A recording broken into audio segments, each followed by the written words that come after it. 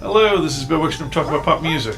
And I'm David Rerecich, and I'm usually behind the camera, but today, we're here to talk about our favorite holiday releases. because I love Christmas. Yes, Dave especially. I do. Would you like to begin or shall I? I will begin. Okay. My baby, she told me she don't wanna hold. The Beach Boys' Christmas album.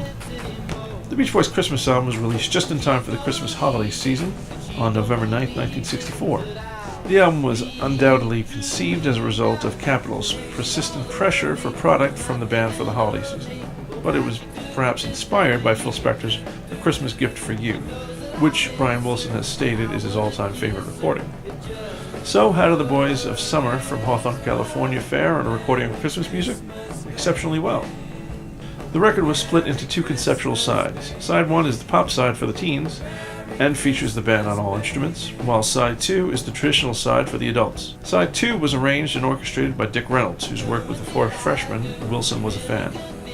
The band was backed on the Dick Reynolds tracks by a 41-piece orchestra. Little Saint Nick returns here, as it had already been a hit from the prior holiday season of 1963, reaching number 3 on Billboard's holiday charts, and it's gone on to become something of a holiday classic. The Man with All the Toys was the single released from the album, and while not becoming the classic that Little Saint Nick has, it was successful, reaching number 6 on Billboard's holiday charts. Merry Christmas Baby also eventually was released as a single in 1966 in the German market. Christmas Day, which was Al Jardine's first lead vocal performance with the band, and Santa's Beard, round out the originals. White Christmas, Blue Christmas, and We Three Kings of Orient are wintry cold in their vocal performances, and the arrangements mirror that. Frosty the Snowman and Santa Claus is Coming to Town are both playful and lighthearted, and these are the two non-single tracks that still get airplay around the holidays. Closes things out and features a flubbed spoken word thank you from Dennis Wilson over the band's a cappella version of the song. The album reached number 6 on Billboard's Top 100 charts and has subsequently gone gold. It has been released numerous times over the years in many different versions. The best of these is Ultimate Christmas, which was released in 1998. And also features the band's later holiday recordings from the mid-70s. It's one of my all-time favorite holiday recordings by default, and it features the ultimate summer band in winter holiday mode. I just like the contrast between their summery voices, or the voices that we associate with summer, over winter holiday backing. A Christmas Gift to You from Phil Spector was originally released as A Christmas Gift to You from Phileas Records on November 22nd, 1963. This also happened to be a tragic date in American history, the day of President John F. Kennedy's assassination. Owing to this, the record initially performed poorly, making the Phileas version somewhat uncommon and priced accordingly in collector circles. The record has been re-released numerous times over the last 50 plus years, most recently for Record Store Black Friday 2014 by Sundazed Records. Notably, Apple Records' 1972 release changed the name to Phil Spector's Christmas album and replaced the cover artwork with Phil Spector dressed as Santa Claus wearing his typical black kimono button. No matter the version or year, the songs remain unchanged.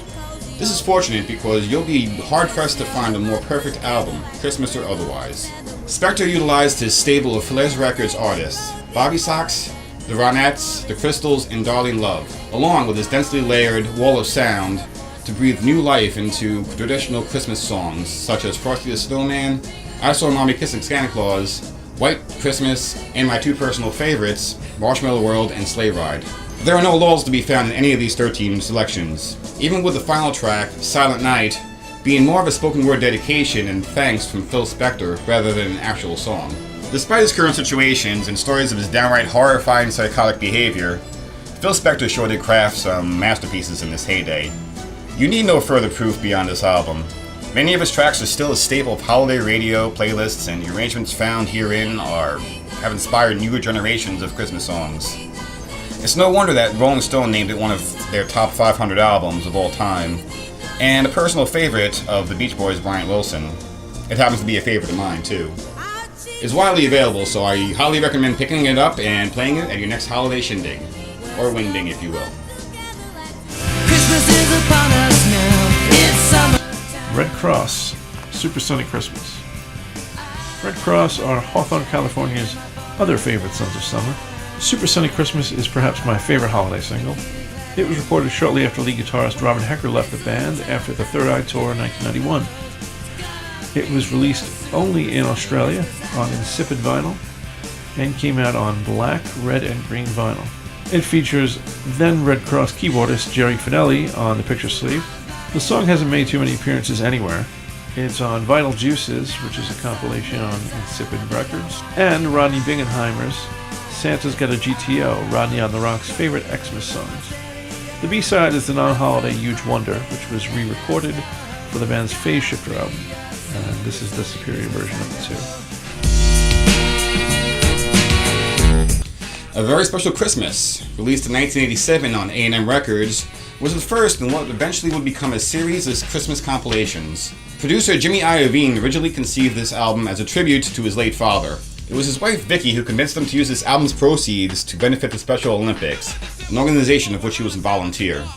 With the generous time and talent contribution from many of music's top artists of the time, such as Madonna, U2, Bon Jovi, and Sting, just to name a few, as well as the iconic Keith Haring cover artwork, the album was a huge success. The series as a whole has raised over $100 million for Special Olympics International. The songs on this collection mainly consist of covers of traditional Christmas/winter themed songs, with the artist's unique style and voices keeping it from being another throwaway take on familiar material. A notable exception was Run DMC's original Christmas in Hollis, which samples Clarence Carter's Backdoor Santa, as well as other jingles from the Christmas season. It simultaneously tells a story about Santa losing and eventually gifting his cash-filled wallet, and the group's experiences of holiday time in this Queens, New York neighborhood. It was released as a single and had an accompanying video that was played on MTV during the Christmas season when they used to play videos. Other standouts include Sting's beautifully haunting rendition of Gabriel's Message, the Pointer Sisters' fun-filled celebration of the holidays with Santa Claus is Coming to Town, the Heartland rock sound of John Cougar Mellencamp and Bruce Springsteen and his E Street Band with their renditions of I Saw Mommy Kissing Santa Claus and Merry Christmas Baby, respectively, and Madonna's channeling of Eartha Kitt with her version of Santa Baby. That's not to take away from any of the other selections, as they're all solid songs that sound great whether it's at a Christmas party or just to get you in the mood to decorate your house. Interestingly enough, Bon Jovi's original contribution, a cover of the aforementioned Backdoor Santa, was replaced on later pressings with another Bon Jovi selection, I Wish Every Day Could Be Like Christmas. Another interesting fact, this is the only A Very Special Christmas release out of the 8 or 9, probably up to like 9 now, that was released on vinyl. Everything else is CD only or digital only. Meanwhile, there is a website where you could buy this and any of the other releases, as well as other great gifts to benefit the Special Olympics International, over at averyspecialchristmas.org. I recommend checking it out. You'll be supporting a good cause and receiving some great holiday music at the same time. Well, that will be our last episode until January 6th, so see you next year. Happy New Year. See you in 2015. I'm Dave. I'm Bill. Talk about hot music. Rerecich, Wikstrom.